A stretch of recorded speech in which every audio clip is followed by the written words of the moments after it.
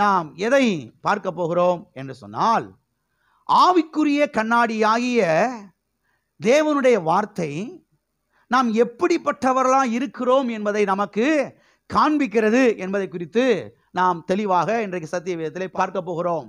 ஆவிக்குரிய கண்ணாடியாகிய கர்த்தருடைய வார்த்தை, தேவனுடைய வார்த்தை, நாம் நம்முடைய ஆவி மனிதனிலே, உள்ளான மனிதனிலே எப்படிப்பட்டவர்களாய் நாம் என்ன செய்கிறோம், இருக்கிறோம் என்பதை இன்றைக்கு நாம் பார்க்க போகிறோம். எத்தனை பேர் பொருள் காட்சிக்கெல்லாம் போயிருக்கிறீங்க? எக்ஸிபிஷன் போயிருக்கிறீங்களா? எல்லாம் இருக்குங்க இல்லையா? எல்லாம் இருக்கும், நல்லா சுற்றி பார்க்கலாம். அதில் ஒரு செக்ஷன் இருக்கும். அந்த செக்ஷனுக்கு பேர், உள்ளே போனீங்கன்னா நிறைய கண்ணாடியாக வச்சுருப்பாங்க வரிசையாக. உள்ள கண்ணாடியாக உள்ளே இருக்கும். நீங்கள் உள்ளே போகணும். உள்ளே போனீங்கன்னா அந்த கண்ணாடி முன்னால் நீங்கள் நின்னீங்கன்னா ஒல்லியாக இருக்கிறவங்கள குண்டாக காமிக்கும். அந்த கண்ணாடி பார்த்துருக்கிறீங்களா? பார்த்துருக்கீங்களா? பார்க்கலையா? அடுத்த போனீங்கன்னா பார்த்துருங்க. இன்னொரு கண்ணாடி பக்கத்தில் இருக்கும். அந்த கண்ணாடியில் போய் நின்று பார்த்தா குண்டா இருக்கிறவங்கள ஒல்லியாக காமிக்கும். பார்த்து அப்படியே சிரிச்சுக்கிற வேண்டியது. அந்த அதெல்லாம் எதுக்கு வச்சிருக்கிறாங்கன்னா, கூத்துக்கு வச்சிருக்கிறாங்க, சிரிப்புக்குன்னு வச்சிருக்கிறாங்க. இன்னொரு பக்கத்தில் ஒரு கண்ணாடி இருக்கும். அந்த கண்ணாடிக்கு பக்கத்தில் போய் நின்னோம்னா வளர்த்தியாக இருக்கிறவங்கள குட்டையாக காமிக்கும், ரொம்ப குள்ளமா. அடுத்து ஒரு கண்ணாடி இருக்கும். அங்கே போய் நின்னா குட்டையாக இருக்கிறவங்கள வளர்த்தியா காமிக்கும். கூத்துக்காக வச்சிருக்கிறாங்க. நம்ம பார்த்து நம்மளே என்ன செஞ்சுக்கிற வேண்டியத, சிரிச்சுக்கிற வேண்டியதான். அப்போ கண்ணாடி, பலவிதமான கண்ணாடி இருக்குது. பலவிதமான கண்ணாடி உலகத்தில் இருக்குது. இந்த கண்ணாடியில் கூத்துக்காக வச்சிருக்கிறாங்க. அது இருக்கட்டும், அது விதவிதமாக காமிக்குது. ஆனால் ஒன்றை புரிஞ்சுக்குங்க, இன்னைக்கு இந்த கண்ணாடி நம்மளை யாருன்னு காமிக்குது என்பதை நாம் புரிந்து கொள்ளணும். இந்த கண்ணாடி நம்மளை யாருன்னு காண்பிக்கிறது என்பதை நாம் கவனிக்க வேண்டும். இந்த கண்ணாடி உற்று பார்க்க வேண்டும். உற்று பார்க்கும்போது நான் யாராக இருக்கிறேன், நான் எப்படிப்பட்டவனாக இருக்கிறேன், எப்படிப்பட்ட ஸ்தானம் எனக்கு கொடுக்கப்பட்டிருக்கிறது, எப்படிப்பட்ட அந்தஸ்து எனக்கு கொடுக்கப்பட்டிருக்கிறது, எப்படிப்பட்ட மகிமை மேன்மை எனக்கு கொடுக்கப்பட்டிருக்கிறது, எப்படிப்பட்ட ஸ்தானத்திலே இன்றைக்கு நான் வைக்கப்பட்டிருக்கிறேன் என்பதையெல்லாம் இந்த கண்ணாடியிலே நாம் என்ன செய்யலாம், பார்க்கலாம். பார்க்கலாமா? ஓகே. முதலாவதாக இந்த கண்ணாடி நாம் யாராக இருக்கிறோம் என்பதை நமக்கு காண்பிக்கிறது என்று சொன்னால், கிறிஸ்துவுக்குள் நாம் பரிபூரணம் உள்ளவர்களாக இருக்கிறோம் என்பதை இந்த கண்ணாடி நமக்கு காண்பிக்கிறது. நாம் யாராக இருக்கிறோம்? கிறிஸ்துவுக்குள் நாம் பரிபூரணர்களாய் இருக்கிறோம், பரிபூரணம் உள்ளவர்களாய் இருக்கிறோம் என்பதை இந்த கண்ணாடி நமக்கு காண்பிக்கிறது. வாசிப்போம். கொலோசியருக்கு எழுதின நிருபம் 2ஆம் அதிகாரம் 10வது வசனம். மேலும் சகல துரைத்தனங்களுக்கும் அதிகாரங்களுக்கும் தலைவராயிருக்கிற அவருக்குள் நீங்கள் பரிபூரணம் உள்ளவர்களாய் இருக்கிறீர்கள். அவருக்குள் நீங்கள் பரிபூரணம் உள்ளவர்களாய் இருக்கிறீர்கள். இருக்கிறீர்களா? இருப்பீங்களா? இருப்போமா? உங்க பைபிள் என்ன போட்டிருக்குது? இன்னைக்கு அவருக்குள்ள பரிபூரணம் உள்ளவர்களா இருக்கிறீர்களா? இல்ல 2ஆம் வருகையில் ஆண்டவர் வரும்போது பரிபூரணம் உள்ளவர்களா இருப்போம் என்று எழுதப்பட்டிருக்கிறதா? அவருக்குள் நீங்கள் பரிபூரணம் உள்ளவர்களாய் என்ன செய்கிறீர்கள்? இருக்கிறீர்கள். பக்கத்தில் கையப்படி சொல்லுங்க. அவருக்குள் நீங்கள் பரிபூரணம் உள்ளவர்களாய் இருக்கிறீர்கள். ஆமென். யாருக்குள்? அவருக்குள், கிறிஸ்துவுக்குள். கிறிஸ்துவுக்குள் நாம் எப்படிப்பட்டவர்களாய் இருக்கிறோம்?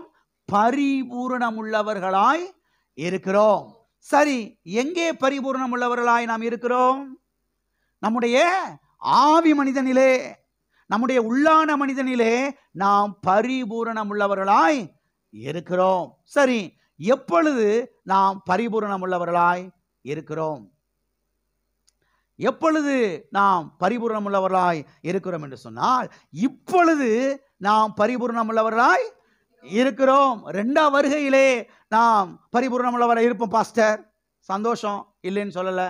2ஆம் வருகையில் மட்டும் இல்லை, பரலோகத்துக்கு போன பிறகு மாத்திரம் இல்லை, இப்பொழுதே நாம் யாராகத்தான் இருக்கிறோம்? பரிபூரணம் உள்ளவர்களாய்த்தான் இருக்கிறோம். சரி, இப்ப ஒரு கேள்வி, நல்லா கவனிங்க. நாம் கிறிஸ்துவுக்குள் பரிபூரணம் உள்ளவர்களாய் இருக்கிறோம் என்பதை எது நமக்கு காண்பிக்கிறது? எது நமக்கு வெளிப்படுத்துகிறது? அதைத்தான் கவனிக்கணும். நீங்க உங்க ஆவியில பரிபூரணம் உள்ளவர்களா இருக்கிறீங்க. கிறிஸ்துவுக்குள் நீங்கள் பரிபூரணம் உள்ளவர்கள் என்பதை உங்களுக்கு காண்பிக்கிறது எது? தேவனுடைய வார்த்தை என்கிற கண்ணாடி. இந்த கண்ணாடி தான் சொல்லுது, நீ அவருக்குள் பரிபூரணம் உள்ளவனாய் இருக்கிறாய். ஆமென். வேற எந்த கண்ணாடியும் இது காமிக்காது. இந்த கண்ணாடி சொல்லுது, இந்த கண்ணாடி உங்களுக்கு காமிக்குது, நீ கிறிஸ்துவுக்குள் பரிபூரணம் உள்ளவனாய் இருக்கிறாய் என்று. தேவனுடைய வார்த்தை என்கிற கண்ணாடி தான் இதை நமக்கு காண்பிக்கிறது. இப்ப இந்த கண்ணாடியை நாம பார்க்க பார்க்க பார்க்க பார்க்க, இந்த வார்த்தையை பார்க்க பார்க்க, இந்த வசனத்தை பார்க்க பார்க்க பார்க்க என்ன நடக்குது தெரியுமா? அதை நீங்க ஆழமா கவனிக்கணும். என்ன நடக்குது தெரியுமா? இப்ப வெளியில இருக்கக்கூடிய, குடும்பத்தில் இருக்கக்கூடிய குறைவுகள் மறைய ஆரம்பிக்குது. நீங்க ஆழமா கவனிங்க. நான் விவரமா பேசிட்டு இருக்கிறேன். உங்க வீட்டில் இருக்கிற குறைவு நீங்கணுமா? கடன் பிரச்சனை மாறணுமா? தாழ்ச்சி மாறணுமா? பட்டினி மாறணுமா? பசி மாறணுமா? லோ லோ லோ லோ லோ கத்துனாப்புல ஒன்றும் ஆயிராது. கிறிஸ்தவ மக்கள் பாருங்க, லவ லவ லவ லவ லவன் கத்துனா எல்லாம் ஆயிரும்னு நினைச்சுக்கிட்டு இருக்காங்க. அவங்க ஓ ஓ ஓ ஓன்னு குதிச்சு, அடுத்தவங்க மேல விழுந்து, பைபிள்லாம் கிழிச்சு, உருண்டு பிறண்டா எல்லாம் நடந்துருன்ற மாதிரி அவங்க நினைச்சுக்கிட்டு இருக்கிறாங்க. கவனிங்க நீங்க. முதல்ல தேவனுடைய வார்த்தை என்கிற கண்ணாடியை நீங்க பார்க்கணும். தேவனுடைய வார்த்தை என்கிற கண்ணாடி உங்களை யாருன்னு காமிக்குது? நீங்கள் கிறிஸ்துவுக்குள், அவருக்குள் பரிபூரணம் உள்ளவர்களாய் இருக்கிறீர்கள், குறையே இல்லாதவர்களாய் இருக்கிறீர்கள் என்பதை கண்ணாடி என்ன செய்கிறது? காண்பிக்கிறது. இப்ப இந்த கண்ணாடி எடுத்து வச்சுக்கிட்டு, இந்த வசனத்தை மனதில் வச்சுக்கிட்டு, இந்த வார்த்தையை, இந்த கண்ணாடியை நீங்க பார்க்க பார்க்க பார்க்க பார்க்க பார்க்க என்ன ஆகுது? இப்ப வெளியில இருக்கக்கூடிய குறைவுகள், வீட்டில் இருக்கக்கூடிய குறைவுகள், வாழ்க்கையில் இருக்கிற குறைவுகள் மறைய ஆரம்பிக்கிறது. மறைய ஆரம்பிக்கிறது. அங்கே நிறைவு உண்டாக ஆரம்பிக்கிறது. எல்லாம் இருக்கிறீங்களா? இதை பார்க்க பழகணும். அநேக கிறிஸ்தவர்கள் பார்க்கறதே கிடையாது. வேற என்னத்தையும் பார்த்துக்கிட்டு கிடக்கிறது. மனநலம் தான், வறட்சி தான், தோல்வி தான். அப்ப இதை பார்க்கணும். எதை? தேவனுடைய வார்த்தை என்கிற கண்ணாடிய, இந்த வசனத்தை பார்க்க பார்க்க நீ பரிபூரணம் உள்ளவன், நீ நிறைவுள்ளவன். குறைவு என்பது உனக்கு கிடையாது, பற்றாக்குறை என்பது உனக்கு கிடையாது, பசி என்பது உனக்கு கிடையாது, பஞ்சம் என்பது உனக்கு கிடையாது, வறட்சி என்பது உனக்கு கிடையாது, இல்லாமை என்பது உனக்கு கிடையாது, தோல்வி என்பது உனக்கு கிடையாது என்பதை இந்த ஆவிக்குரிய கண்ணாடி நமக்கு வெளிச்சம் போட்டு காண்பிக்கிறது. இந்த வெளிச்சம் உள்ள பெருக பெருக பெருக, இந்த எண்ணங்களாலே நாம் நிறைந்திருக்க நிறைந்திருக்க நிறைந்திருக்க, இந்த வெளிச்சம் பெருக பெருக குடும்பத்தில் நிறைவு உண்டாக ஆரம்பிக்கிறது, செழிப்பு உண்டாக ஆரம்பிக்கிறது, ஐஸ்வர்யம் உண்டாக ஆரம்பிக்கிறது, சரீரத்திலே சுகம் உண்டாக ஆரம்பிக்கிறது, வாழ்க்கையிலே சுகம் உண்டாக ஆரம்பிக்கிறது. ஆகவே இதை பாருங்க. வீட்டுக்கு போனா உங்க மனதில் வச்சு எதை எதையோ பார்க்காதீங்க, எதை எதையோ யோசிச்சுட்டு கிடக்காதீங்க. இதை பாருங்க. நான் கிறிஸ்துவுக்குள் பரிபூரணம் உள்ளவன். நான் என்னுடைய உள்ளான மனிதனிலே, ஆவி மனிதனிலே கிறிஸ்துவுக்குள் நான் பரிபூரணம் உள்ளவனாயிருக்கிறேன். இதை பார்க்க பார்க்க, இதை பேச பேச பேச பேச வீட்டில், குடும்பத்தில், வாழ்க்கையில் எல்லாம் நிறைய ஆரம்பிக்கிறது, நிறைய ஆரம்பிக்கிறது. ஒன்று ஒன்றா வர ஆரம்பிக்குது. தேவைகள் அற்புதமாய் சந்திக்கப்பட ஆரம்பிக்கிறது. பார்த்தா இது கர்த்தரால் ஆயிற்று. நம்முடைய கண்களுக்கு ஆச்சரியமாய் பார்க்க பழகணும். தனியாக உட்காந்துருக்கும் பொழுது தேவையில்லாதெல்லாம் யோசிச்சு, மண்டையை போட்டு பிச்சு, முடியெல்லாம் ஆஞ்சு, குடிமையை ஆஞ்சு, நம்ம ஊரில் அதான் சொல்கிறாங்க, அதை போட்டு பண்ணிக்கிட்டு கிடக்காம இதை பாருங்க. எதை பாருங்க? தேவனுடைய வார்த்தை என்கிற கண்ணாடியை பாருங்க. தேவனுடைய வார்த்தை என்கிற கண்ணாடி என்ன சொல்லுது? நீ அவருக்குள், கிறிஸ்துவுக்குள் பரிபூரணம் உள்ளவனாய் இருக்கிறாய். உள்ள எல்லாம் பரிபூரணமா இருக்குது. இப்ப அதை பார்க்க பார்க்க பார்க்க வாழ்க்கையில பாருங்க பரிபூரணம் உண்டாக ஆரம்பிக்கிறது. ஆமென். அப்ப தேவனுடைய வார்த்தை என்கிற கண்ணாடிய எந்த நேரமும் பாருங்க அதாவது தேவனுடைய வார்த்தை என்கிற கண்ணாடி எந்த நேரமும் நம்முடைய குறைகளையும் நம்முடைய குற்றங்களையும் மாத்திரம் நமக்கு காண்பித்துக் கொண்டே இருப்பது கிடையவே கிடையாது. கிறிஸ்தவங்க என்ன சொல்லிட்டாங்க, இந்த கண்ணாடியை பார்த்தா எப்பயுமே உன் குறை தான் உனக்கு தெரியும். எப்பயுமே எதுதான் தெரியும்? உன் குறை தான் உனக்கு தெரியும். கண்ணை மூடு, கண்ணை மூடப்ப அதுதான் தெரியுது. கடைசியில் எந்த நேரமும் குறைய காமிக்கிறது கிடையாதுங்க. சில சமயங்கள் நம்மகிட்ட குறைகள் இருக்குது, கண்ணாடி காமிக்குது, நம்ம சரி பண்ணணும், கரெக்ட். ஆனால் எந்த நேரமும் நம்மகிட்ட இருக்கிற குறையையும் குற்றத்தையும் அதையே காமிச்சுக்கிட்டு இருக்கிறது கிடையவே கிடையாது. இந்த கண்ணாடி எதை காமிக்குது? நான் கிறிஸ்துவுக்குள் பரிபூரணம் உள்ளவனாய் இருக்கிறேன். ஆமென்.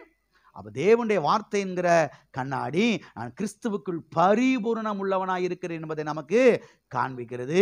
இதை பார்க்க நாம் பழக வேண்டும். அது மாத்திரமல்ல, இதை சரியாக பார்க்காததினாலே தான் எதை தேவனுடைய வார்த்தை என்கிற கண்ணாடியை சில கிறிஸ்தவங்க, சில பாஸ்டர்கள், சில ஊழியக்காரங்க சரியா பார்க்காததுனால தான் அவங்க என்ன சொல்லி பீத்திக்கிட்டு திரிகிறாங்க, நான் குப்பை பிரதர். என்ன பிரதர்? அந்த அளவுக்கு தங்களை தாழ்த்துறாங்களா அவங்க? மற்றவங்கெல்லாம் அடே அப்பா இந்த பிரதர் என்ன மாதிரி ஜெபம் பண்றாரியா, நான் தாழ்மை, அறிவு இல்லைன்னு அர்த்தம்.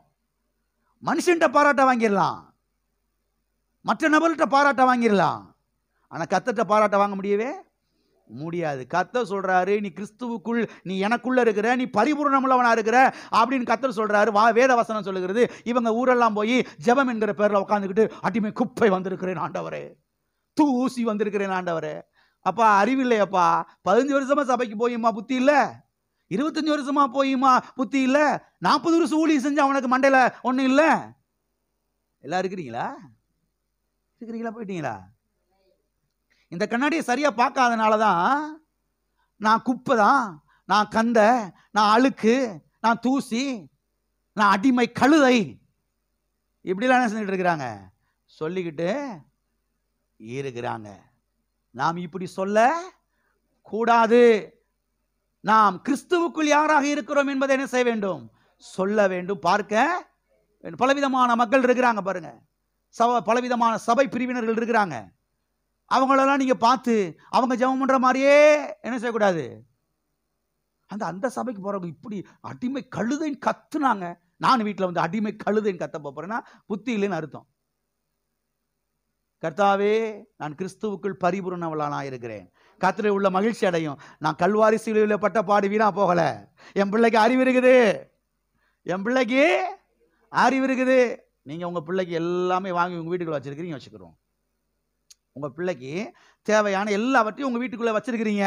ஃப்ரிட்ஜை திறந்தா எல்லாம் இருக்குது, சாக்லேட் இருக்குது, ஆப்பிள் இருக்குது, அது இருக்குது, எல்லாம் இருக்குது, எல்லாம் இருக்குது, எந்த குறையுமே இல்லை. இப்போ உங்க பையன் அங்கேருந்து சைக்கிளில் வந்து வீட்டு வாசலில் சைக்கிள் நிப்பாட்டிட்டு வீட்டு வாசலை முட்டி போட்டு அம்மா அடிமை வந்திருக்கிறேன் அம்மா அப்படின்னு ஜெபம் பண்றான்னு வச்சுக்கிடுவோம். உங்க வீட்டு வாசல்ல யாரு? உங்க பையன். எப்படி இருக்கும்? எப்பா ஏன் பிள்ளை தானா நீ? நான் தான் பெத்தேனா? எனக்கு தான் பிறந்தையா? வெளியில வேகமா எட்டி பார்த்து யாரும் பார்த்துறாங்கன்னு சொல்லி குடிமை பிடிச்சி உள்ள எடுத்து வந்துடும். அவமானப்படுத்தாரா? எல்லாமே உள்ள இருக்குது. அப்புறம் குப்பை வந்திருக்கேன், கழுத வந்திருக்கேன்னு இருக்கேடா. என்னடா ஆச்சு? மே மாசம் முன்ன ஆரம்பிக்கலையப்பா. என்னப்பா நீ ஓங்கி வெயிலும் அடிக்கலையப்பா. எல்லாம் இருக்கிறீங்களா? என்னத்தையும் பாருங்க, பாரம்பரியமா குருட்டாட்டமா என்னத்தையும் ஜெபம் பண்ணிக்கிட்டு கிடக்கக்கூடாது. வேத வசனம் தெளிவாக சொல்லுகிறது, அவருக்குள் நாம் பரிபூரணம் உள்ளவர்களா இருக்கிறோம். அப்ப நீங்க இந்த கண்ணாடியில பார்க்க பழகணும். நான் கிறிஸ்துவுக்குள் பரிபூரணம் உள்ளவனாக இருக்கிறேன். இதை பார்க்க பார்க்க பார்க்க பார்க்க பார்க்க வாழ்க்கையில பாருங்க, வெளியில, குடும்பத்துல, பிசினஸ்ல, வியாபாரத்துல, தொழில, ஊழியத்துல, எல்லாவற்றிலையும் எது வர ஆரம்பிக்குது? இப்ப பரிபூரணம், நிறைவு வர ஆரம்பிக்கிறது. ஆகவே மற்றவங்க ஜெபிக்கிற மாதிரி, மற்றவங்க சொல்ற மாதிரி எதுவும் செய்யக்கூடாது, ஜெபிச்சுக்கிட்டு சொல்லிக்கிட்டு இருக்கக்கூடாது. நாம் கிறிஸ்துவுக்குள் யாராக இருக்கிறோம் என்பதை என்ன செய்ய வேண்டும்? சொல்ல வேண்டாம். சொல்லுவோமா? எல்லா கரங்களை வைத்து சொல்லுவோம். நான் கிறிஸ்துவுக்குள் பரிபூரணம் உள்ளவனாய் இருக்கிறேன், எனவே பஞ்சம் எனக்கு கிடையாது, பசி எனக்கு கிடையாது, இல்லாமை எனக்கு கிடையாது, பட்டினி எனக்கு கிடையாது, வறட்சி எனக்கு கிடையாது, பற்றாக்குறை எனக்கு கிடையாது. இயேசு கிறிஸ்து கல்வாரி சிலுவையிலே எனக்காக குறைவுபட்டார், பட்டினியாய் தொங்கினார், தாகமாய் தொங்கினார். எனக்காக அவர் இதை செய்திருக்கிறபடியால் அவருக்காக நான் நிறைவாய் இருக்கிறேன், நிறைவாய் வாழ்கிறேன். ஆமென், ஆமென். இப்படி பேச ஆரம்பிக்கணும். உள்ள நீங்க யாருன்றதை பாருங்க. வெளியில நீங்க யாரா இருக்குன்றது பார்க்க வேணாம். உள்ள நீங்க யாரா இருக்கிறீங்க, கிறிஸ்துவுக்குள் நீங்க யாரா இருக்கிறீங்க, உங்க ஆவி மனுஷன் உள்ளான மனுஷன் நீங்க யாரா இருக்கிறீங்க, அதை பாருங்க. அதை பார்க்க பழகிட்டீங்கன்னாவே பெரிய வெற்றியை பார்த்துருவீங்க. நீங்க உள்ள யார் இருக்கும்போது எங்க பார்க்க முடியும்? தேவனுடைய வார்த்தை என்கிற கண்ணாடி. இது ஒண்ணுதான் உங்களை யாருன்னு காமிக்குது. இது ஒண்ணுதான் உங்களை யாருன்னு உருப்படியானு செய்யுது.